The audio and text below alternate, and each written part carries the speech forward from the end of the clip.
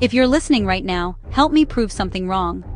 My mother said I wouldn't even reach 50 subscribers, but I believe stories like this deserve to be heard. Help me show her that these tales matter. December 13th. Every year, air raid sirens scream across Nanking, China. 9 million people stop everything. Cars pull over, pedestrians freeze. For exactly 1 minute, complete silence. But 800 miles away in Tokyo, Japanese schoolchildren are taught almost nothing about why those sirens wail. And you? If you went to school in the West, you probably never heard about it either. Between December 1937 and January 1938, something happened in Nanking so horrific that when Nazi officers witnessed it, they wrote letters back to Hitler begging him to intervene. Think about that. Nazis were horrified. 300,000 people dead in 6 weeks. That's more than Hiroshima and Nagasaki combined. And here's the twisted part. A member of the Nazi Party became the hero who saved 200,000 Chinese lives. I'm not making this up. But first, you need to understand how this nightmare began. November 1937. The Japanese Imperial Army just captured Shanghai after 3 months of the bloodiest urban warfare the world had ever seen. Over 500,000 casualties. The Japanese military is furious, humiliated, and out for blood. Their next target? China's capital, Nanking, now called Nanjing. Here's where it gets insane. China's leader, Chiang Kai-shek, knows what's coming. On December 7th, he makes a decision that will haunt history. He abandons his own capital. The entire government evacuates. Military command, gone. They flee upriver. Left behind, 90,000 poorly trained Chinese soldiers and 500,000 civilians trapped inside ancient city walls with nowhere to run. December 13, 1937, 1 p.m. Japanese soldiers breach the gates. Their commanding officer, General Matsui Iwane, has given an order that roughly translates to "kill all captives." But the soldiers interpret captives very, very loosely. What happens in the next 48 hours is so brutal that foreign journalists who stayed behind sent telegrams with one word: hell. Imagine you're a civilian in Nanking, December 13th. You hear explosions, screaming. You hide your family in the cellar.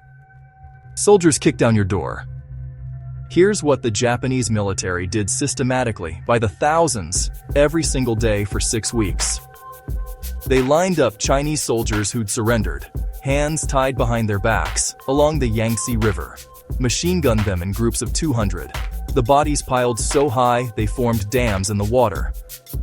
But it wasn't just soldiers. Elderly men pulled from their homes and beheaded. Teenage boys bayoneted for sport. Entire families burned alive inside their houses. And the women, from ages 6 to 80, tens of thousands were systematically raped. Mothers in front of their children, daughters in front of their fathers. Western missionaries hiding in the city documented everything. Their testimonies describe soldiers holding beheading contests, competing to see who could kill 100 people the fastest. And here's what's sickening. Newspapers back in Japan reported these contests like they were sports scores. Sub-Lieutenant Mukai 106, Sub-Lieutenant Noda 105. Published, celebrated.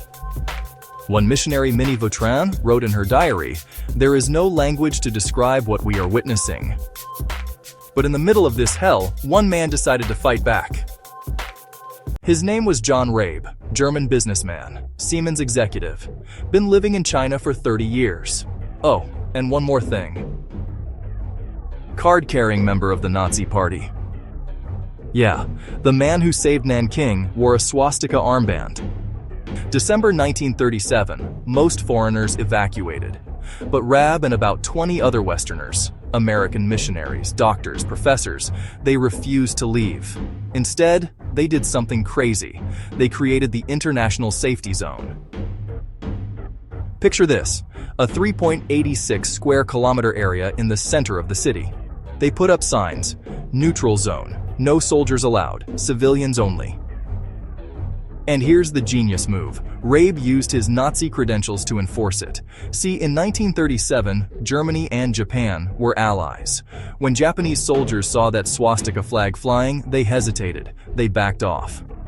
Rabe worked 20-hour days. He sheltered 650 refugees in his own house and garden.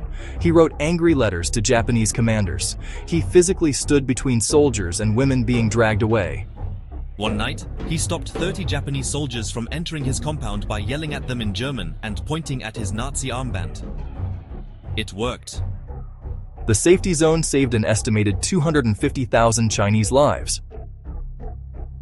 One Nazi, 250,000 lives. History is weird like that. But what happened when the world found out about Nanking? That's where this story gets even more disturbing. February 1938. The massacre ends. Japanese forces establish control.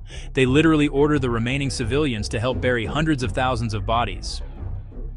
Foreign witnesses smuggle out photographs, documents. John Rabe's diary alone, 2,000 pages of detailed testimony. The evidence is undeniable. After World War II, the Tokyo trials prosecute Japanese war criminals. General Matsui Iwane, executed by hanging specifically for the Nanking massacre. Several other officers, death sentences. The Japanese government officially acknowledges it happened. But here's where it gets weird. Fast forward to today. High-ranking Japanese officials, including former prime ministers, have publicly denied the massacre, called it Chinese propaganda. Some admit incidents occurred but claim maybe 20,000 died, mostly soldiers. Japanese history textbooks either skip Nanking completely or mention it in half a sentence. Imagine if German textbooks barely mentioned the Holocaust. And every year, Japanese politicians visit Yasukuni Shrine, where Class A war criminals are literally enshrined as heroes. And every time they do, those sirens wail in Nanjing, and diplomatic relations freeze. So why does this 87-year-old massacre still matter so much today? You're probably thinking, this was 1937. Ancient history, right? Wrong. Dead wrong. Imagine your grandmother was raped and murdered, your grandfather beheaded, and then the perpetrator's grandchildren said, "That never happened. Your family is lying. Stop bringing up the past."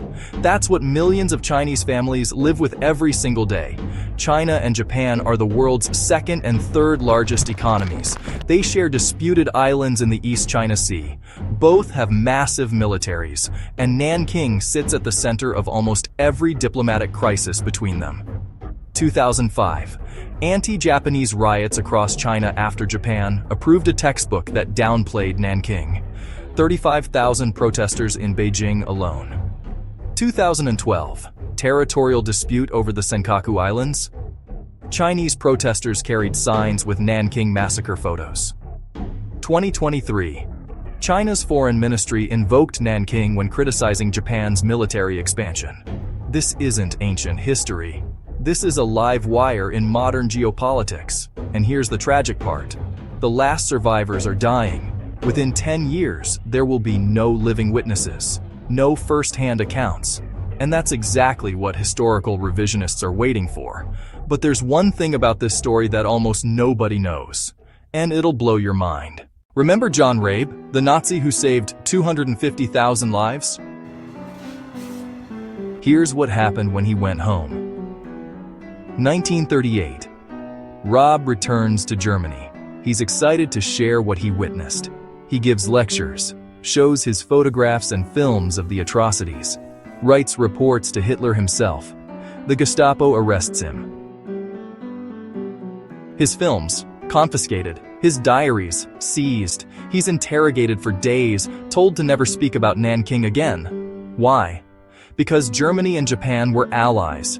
His testimony was politically inconvenient. He's released but forbidden from working. Blacklisted. His family descends into poverty. After the war, it gets worse. The Allies investigate him for Nazi party membership. He loses his job again. His wife has to sell their possessions to buy food. The man who saved 250,000 lives died in 1950, broke and forgotten in Berlin. But the Chinese didn't forget. In 1997, the citizens of Nanking raised money to repair his grave. They erected a monument. Schools teach his name alongside Chinese heroes. The mayor of Nanking said, "He was a member of the Nazi Party, but in Nanking, he will always be remembered as a humanitarian." A Nazi, honored in China. A humanitarian, punished in Germany. But there's one more piece of this puzzle that changes everything. Stop everything. What I'm about to tell you will shatter everything you think you know about World War II. John Rabe wasn't the only Nazi in Nanking. German businessmen, military advisors, they all witnessed the massacre. And they did something extraordinary. They sent urgent reports directly to Adolf Hitler. Photographs, testimonies, pleading with the Führer himself to make Japan stop. Hitler, read those reports.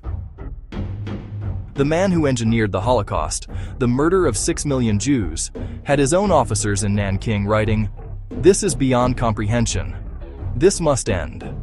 If Nazis were horrified, what does that tell you about what really happened in that city? Now here's what terrifies me in 2025. Japan, our closest ally, still denies this. Textbooks erase it. Survivors are dying, and their truth is vanishing with them. I need you to answer this right now in the comments. Can a member of the Nazi Party who saved 250,000 innocent lives be called a hero? Or is evil evil no matter what? If this story shocked you, if you believe these voices deserve to be heard before they're silenced forever, share this video. Not for me, for them. Subscribe if you refuse to let history be erased, because silence, that makes us accomplices. 300,000 souls, 6 weeks of hell, one impossible question.